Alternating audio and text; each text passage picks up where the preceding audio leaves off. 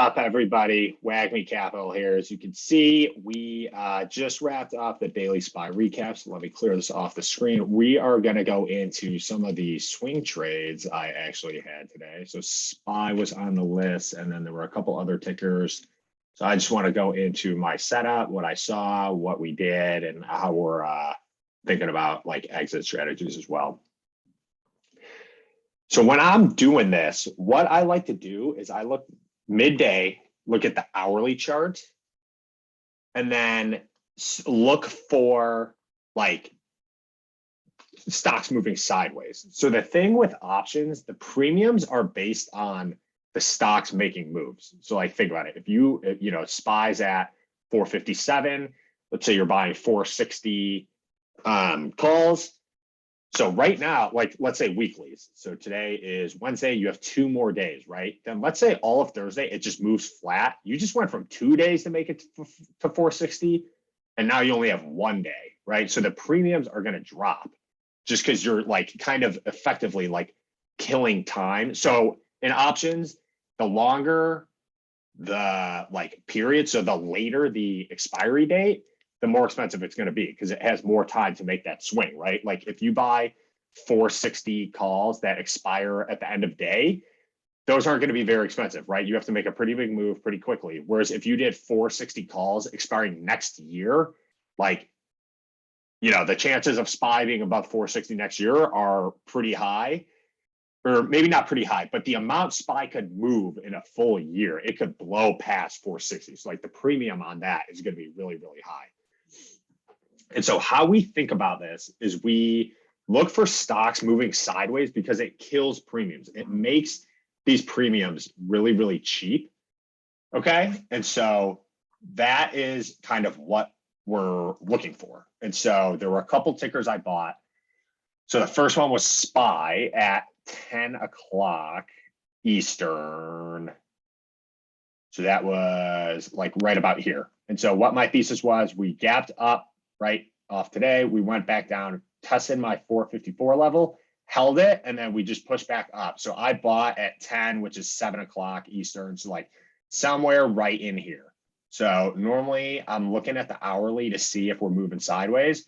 And then I drill down into the 15-minute chart. So if I was buying at 10, that's 7 here. So I was buying like right here. Like we pushed down, tested it, but held it. So I bought I bought calls on a swing trade, so they're expiring next week. So my thesis is like, hey, we held this, we're going to keep pushing up, but I don't know if we're necessarily going to keep pushing up today. Maybe we'll chop today, maybe we'll go up tomorrow, maybe we'll go up today and go down tomorrow. So I want this to play out, and I gave myself till the end of next week for this play to like play out, right?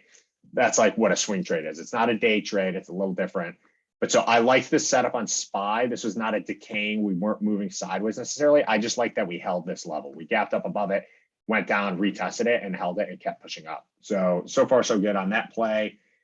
So as I mentioned in my other video, we actually had Facebook tanks after hours. So like, you know, all this good work we had today, completely erased. We're back down to where we ended yesterday, but you know, that's okay. I have till the end of next week again, right? So this was my first trade, but I want to get into get into the other tickers that I was trading today. Okay. So one of them was Intel. And so let's go to the hourly. And so Intel, I was buying at 1 Eastern. So that's what is that, 10 o'clock here. So I was buying on like this candle. So again, I go into the 15-minute chart. We broke this level. So what time did I say? 1 Eastern, so 10 o'clock here. So I was buying like on this candle. Like we pushed above our level, kind of came back down. So like here was a big push. I didn't want to buy when premiums were rising and wanted like kind of a retest, and we got it. And then we like pushed up throughout the day, right? And so on the hourly chart, it was this inside candle that I was buying on. Okay. No, it wasn't. It was this candle right here. So once we broke this level on this candle, I liked it, bought it. But we had an outside and an inside candle right? So I was kind of looking for us to break this inside candle, and we did it here, right? We wicked up, but then I thought like this was still a good entry once we broke and confirmed with a close of the candle above this inside candle. So that's what I was looking for Intel. It kind of ripped. Let's see if Facebook had like an effect on here. A little bit, not a ton. So these are expiring this week. So this was like a short-term play. I could have sold. Yeah, I guess I could have sold at the end of the day today. I did not. I've held on to it. And so let's see, Intel was up. It was up 46%. So I bought it on this candle when we confirmed, and it's up 46%. So that is a pretty good one. Let's see. Then I bought Exxon.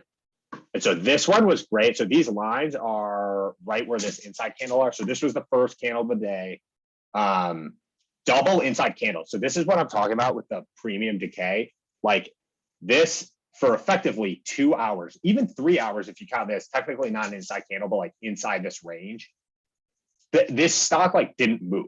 Okay, this candle opened at basically 80 and closed at 70. I mean, this candle was like a 16-cent candle, the body. So like premiums are just falling. If you're not moving, premiums are falling. You're just killing time. And so these options were cheap. Okay, that's why I bought them. Double inside candle.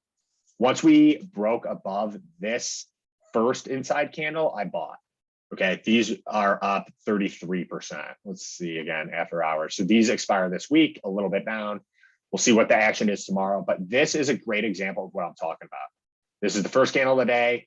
Inside, not technically inside, but basically inside. So like for 3 hours, we didn't move anywhere. Where this opened at 79.52 and this one closed at 79.97. So that's like less than a 50-cent move in 3 hours. Okay.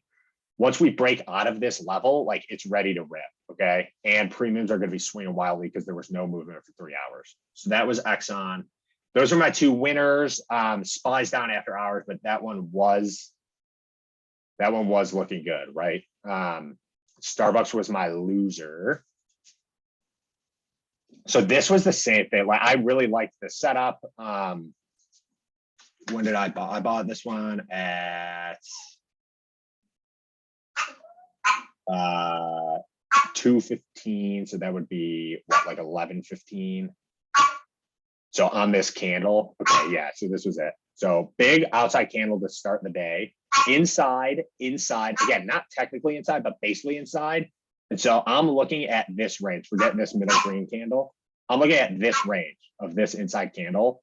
We wicked below it in a 15-minute candle. I was waiting for a 15-minute candle to close below it. So I bought here.